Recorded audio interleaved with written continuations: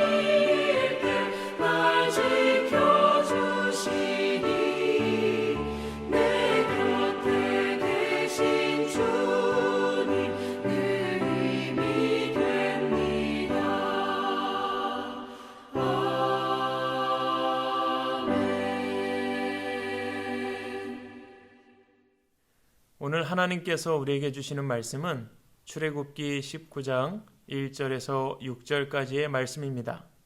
우리 한 목소리로 함께 읽도록 하겠습니다.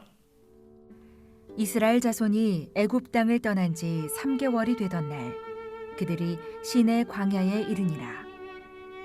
그들이 르비딤을 떠나 시내 광야에 이르러 그 광야에 장막을 지되 이스라엘이 거기 산 앞에 장막을 치니라. 모세가 하나님 앞에 올라가니 여호와께서 산에서 그를 불러 말씀하시되 너는 이같이 야곱의 집에 말하고 이스라엘 자손들에게 말하라. 내가 애굽 사람에게 어떻게 행하였음과 내가 어떻게 독수리 날개로 너희를 업어 내게로 인도하였음을 너희가 보았느니라. 세계가 다 내게 속하였나니 너희가 내 말을 잘 듣고 내 언약을 지키면 너희는 모든 민족 중에서 내 소유가 되겠고 너희가 내게 대하여 제사장 나라가 되며 거룩한 백성이 되리라. 아멘. 미국의 유명한 토미 텐이라는 목사님이 계십니다. 그런데 이 목사님께서 어느 날 백화점에 가게 되셨는데 그 백화점에서 한 여자아이가 다가오더니 이렇게 이야기를 했답니다. 아저씨, 나 저 물건이 필요한데 저거 하나만 사주시면 안 될까요? 한 번도 본 적 없는 아이가 물건을 사달라고 하니까 목사님도 많이 당황스러우셨을 것 같습니다. 그런데 목사님께서 아주 정중하게 꼬마 아가씨, 나는 꼬마 아가씨를 한 번도 본 적이 없는데 한 번도 만난 적도 없는데 나는 꼬마 아가씨를 잘 몰라요. 이렇게 이야기를 했다는 것이죠.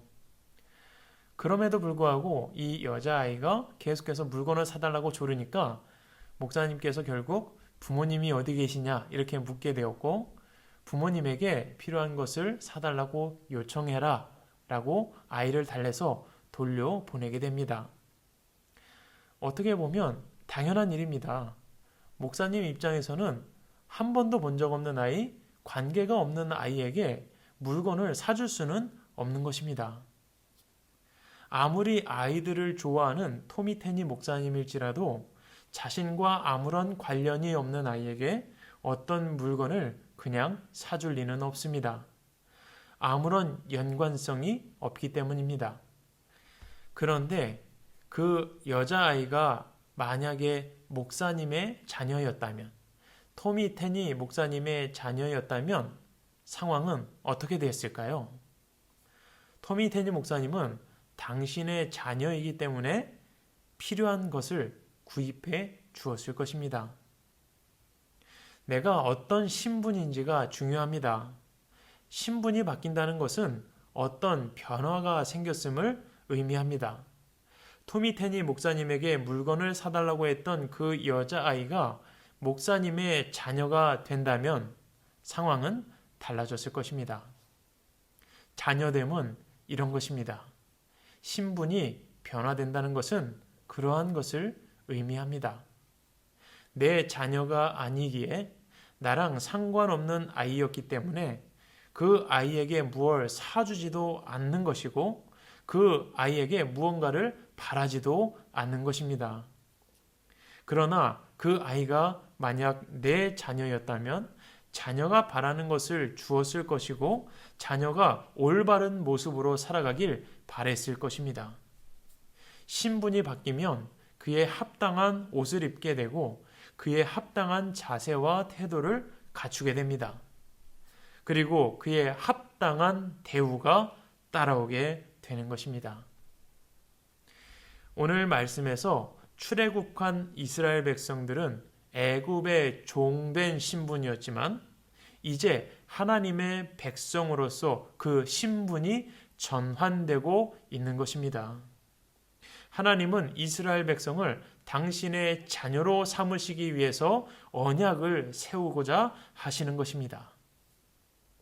노예에서 하나님의 자녀로 신분이 바뀌었으니 그에 걸맞는 대우를 받게 됨과 동시에 삶의 방식과 태도도 변해야 한다는 것이죠.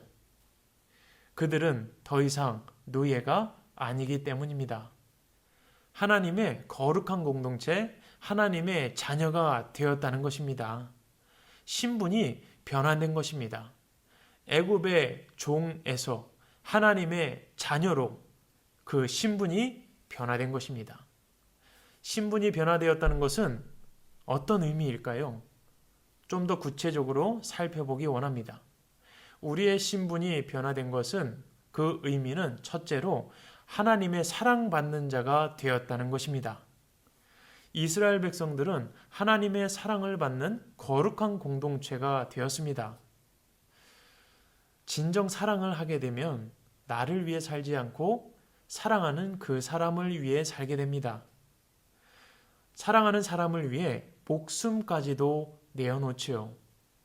그래서 하나님은 광야에 있는 이스라엘 백성들을 위해 불기둥과 구름기둥으로 보호하여 주시고 먹을 양식을 매일 공급해 주셨습니다. 그들이 입은 옷과 신발은 헤어지지 않았습니다. 아말렉과도 싸워 이기게 하시고 가나안에 살고 있던 육중하고 거대한 민족들과 싸워 이기게 하시고 그 땅을 차지하게 하셨습니다. 난공불락의 요새 여리고성도 하나님께서 무너뜨려 주시죠. 하나님의 자녀가 된다는 것은 하나님의 사랑을 받는 자가 된다는 것입니다. 하나님의 보호하심을 받는 자가 된다는 뜻입니다. 둘째로 우리의 신분이 하나님의 자녀로 변환되었다는 것은 삶의 방식이 달라졌다는 것을 의미합니다. 하나님의 자녀는 그리스도인들의 삶의 방식은 세상과 다르다는 것이죠. 애굽에서 구원받은 이스라엘 백성은 더 이상 애굽의 생활 방식을 따르지 않아야 합니다. 이스라엘 백성들은 애굽에서 나온 지 2달쯤 되었을 때 엘림과 시내산 사이를 질러가고 있었습니다. 신이라 부르는 광야에 도착을 한 것이죠. 그런데 그곳에서 이스라엘 백성들은 애굽에서 배불리 먹던 때를 그리워하면서 하나님께 불만을 토로합니다. 그때가 좋았지, 애굽에서 고기 먹던 때가 좋았어, 이런 이야기를 했다는 것이죠. 하나님의 자녀로 신분이 바뀌었어도 종살이 하던 근성이 이스라엘 백성들에게 남아있던 것입니다. 그러나 하나님은 이스라엘 백성들이 애굽을 의지하지 않고 이제 하나님만 의지하기를 바라고 계십니다. 이것이 당연하고 올바른 모습입니다. 진정 하나님께서 우리의 아버지가 되신다면 어렵고 힘들 때 하나님 아버지를 의지하고 간구하는 것이 맞지 않을까요? 자녀는요, 아버지를 의지합니다. 더 이상 애굽을 의지하지 않고 이제 하나님의 자녀로 하나님을 의지하며 사는 삶의 방식으로 변화되는 것입니다. 마지막으로 하나님의 자녀가 되었다는 것은 무엇을 의미할까요? 하나님의 소유가 되었다는 뜻입니다. 소유는 가지고 있다라는 뜻도 있지만 소중하게 간직하는 보물이라는 뜻도 내포하고 있습니다. 그러니까 하나님의 자녀가 되었다는 사실은 우리가 하나님께 가장 소중한 것이 되었다는 의미입니다. 하나님은 이스라엘 백성들을 택하신 족속, 왕같은 제사장, 거룩한 나라, 그의 소유된 백성이라고 말씀하십니다. 그리고 이러한 고백은 오늘 예수 그리스도로 하나님의 자녀된 우리에게도 주시는 하나님의 말씀입니다. 하나님에게 있어 가장 고귀하고 그 무엇으로도 대체할 수 없는 유일한 보물이 된 것입니다. 그래서 하나님은 우리를 위해 그 무엇으로도 대체할 수 없는 예수 그리스도를 내어 주신 것이죠. 하나님은 예수 그리스도를 통해서 죄의 자녀였던 우리를 하나님의 자녀가 되게 하셨습니다. 하나님의 자녀는 다르게 살아야 합니다. 세상 방식이 아니라 하나님을 의지하고 하나님의 말씀에 순종합니다. 그리고 하나님의 자녀는 분명한 정체성을 가지고 살아갑니다. 나는 하나님의 사랑을 받는 자이고 그 무엇으로도 대체할 수 없는 존귀한 자라는 것이죠. 사랑하는 사랑의 동산교회 성도 여러분, 이번 한 주간 이 말씀을 묵상하시면서 내가 하나님의 자녀라는 사실을 기억하고 하나님의 자녀답게 거룩하게 살아가는 한 주간이 되시기를 주님의 이름으로 축원을 드립니다. 이제 함께 기도하겠습니다. 오늘 기도하실 때 세 가지 기도 제목을 놓고 함께 기도할 텐데요. 첫 번째는 지금까지 사랑으로 돌보아 주신 하나님께 감사하는 기도. 두 번째로 하나님의 말씀에 순종하는 삶을 살겠습니다. 세 번째로 하나님의 거룩한 백성임을 기억하며 하나님께 영광 돌리는 인생이 되게 해달라고 이 세 가지의 기도 제목 가지고 함께 잠시 동안 기도하겠습니다. 기도합니다.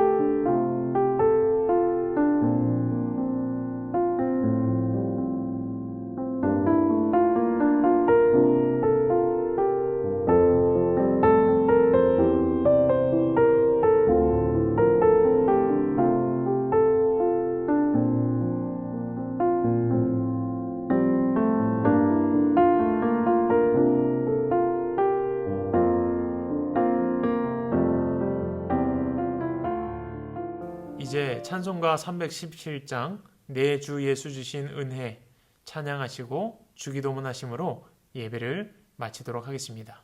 한 주 동안도 댁내에 주님이 주시는 평강과 평안이 넘쳐나시기를 주님의 이름으로 축원합니다.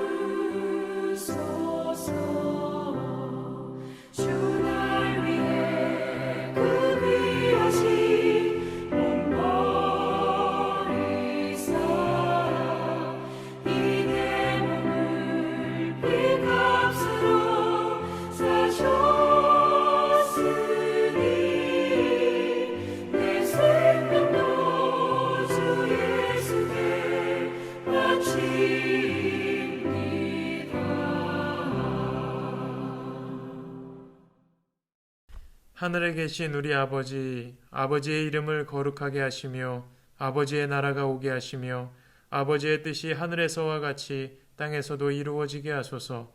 오늘 우리에게 일용할 양식을 주시고 우리가 우리에게 잘못한 사람을 용서하여 준 것 같이 우리 죄를 용서하여 주시고 우리를 시험에 빠지지 않게 하시고 악에서 구하소서.